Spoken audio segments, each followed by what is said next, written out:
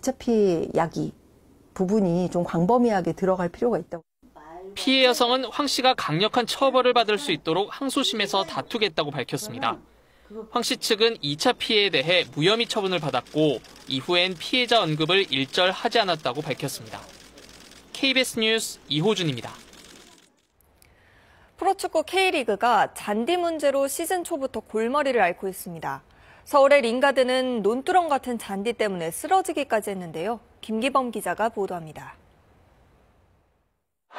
전반 중반 서울의 링가드가 갑자기 그라운드에 주저앉아 고통을 호소합니다. 단순히 방향을 바꿔 뛰는 동작이었는데 잔디에 발이 걸려 하마터면 큰 부상으로 이어질 뻔했습니다.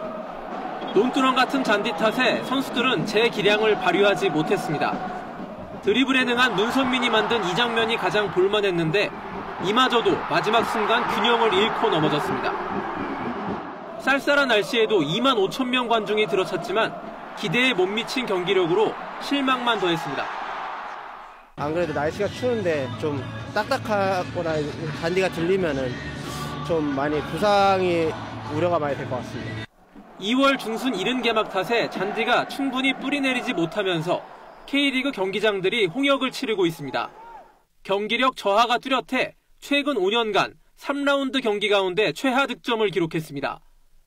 K리그 최다 우승팀 전북은 AFC로부터 잔디 불합격 판정을 받아 대체 구장을 찾는 망신도 당했습니다. 2031년 아시안컵 유치에도 영향을 줄 수 있어 축구협회 차원의 근본적인 대책 마련이 필요합니다. KBS 뉴스 김기범입니다.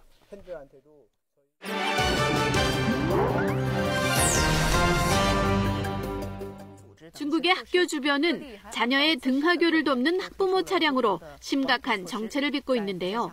지역마다 다양한 해법이 등장하고 있습니다. 학생 3,000명이 넘는 푸젠성 샤먼의 한 초등학교 앞. 자녀를 등하교시키는 학부모들이 몰고 나온 차량들로 북새통을 이룹니다. 출퇴근 시간과 맞물려 심각한 차량 정체가 빚어지고 학생들 안전까지 위협받는 상황이 반복되자 관할 파출소가 해법을 내놨습니다. 학교 주변 도로에 특정 시간대에만 주차할 수 있는 주차면을 마련한 겁니다. 장수성의 한 중학교는 하교 예약제를 도입했습니다. 학부모는 앱을 다운받아 지정된 외부 주차장에 주차하고 차량 위치를 공유하면 교사는 모니터를 통해 학부모의 위치를 파악하고 학생을 하교시킵니다. 两个家长是在 B 区，所以一会儿过马路的时候，两位同学注意安全，看好交通信号灯。其他的同学家长在 베이징에서는 통학버스 운행 노선이 재작년 25개에서 최근 294개로 대폭 늘었습니다. 브라질 아마존의 리오네그로강. 다운증후군을 앓고 있는 27살 루이스 씨가 물속에서 분홍색 돌고래를 껴안으며 환한 미소를 짓습니다. 루이스 씨는 다름 아닌 돌고래 치료에 참여하고 있는데요. 보토라는 이름의 호기심 많은 이 분홍 돌고래는 사람들 다리 사이를 헤엄치며 관심을 끌고 싶어 합니다. A terapia assistida por animais ela existe há muitos anos. E a terapia assistida por golfinhos, livre na natureza, acontece pela primeira vez no mundo aqui no Brasil, no Rio Negro, com a bototerapia. 이 돌고래 치료 요법은 후원금 덕분에 무료로 제공됩니다. 다운증후군이나 자폐, 뇌성마비 등이 있는 사람들에게 새로운 상황과 접촉하는 환경을 만들어줘 사회적 이점이 크다고 전문가들은 밝힙니다. O que elas têm com outras pessoas que não são da realidade dela, não são do convívio dela diário, que é o dentro do acolhimento. O propriamente dito, dentro da água com o boto, a gente está estimulando todo o corpo dela, a parte cognitiva, a parte emocional. 이 돌고래 치료는 지난 20년간 약 400명을 지원한 대체 치료로 인정받고 있습니다.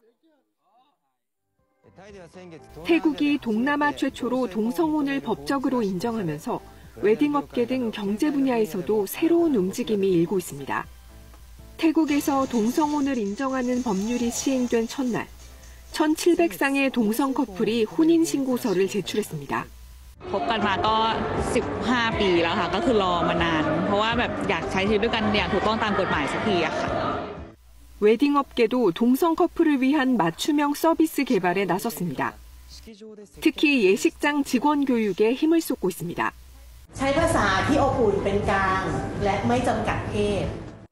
태국 관광청은 해외 동성 커플을 겨냥한 마케팅을 본격적으로 시작했습니다.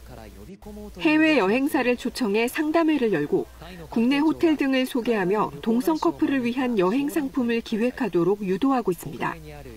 특히 트럼프 정권 이후 젠더 정책이 변화한 미국의 동성 커플이 주요 대상입니다.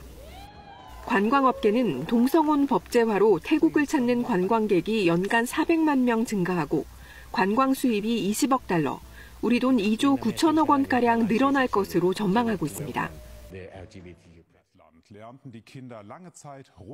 러시아와 국경을 맞대고 있는 라트비아에서 러시아어 대신 독일어를 배우려는 학생들이 늘고 있습니다. 라트비아 한 초등학교의 외국어 수업 시간, 학생들이 배우는 건 독일어입니다. 과거 소련 연방의 일원이던 라트비아는 인구의 약 25%가 러시아계입니다. 러시아어가 많이 사용되어 왔고 러시아어 교육도 활발히 진행되어 왔습니다. 그런데 러시아의 우크라이나 침공 이후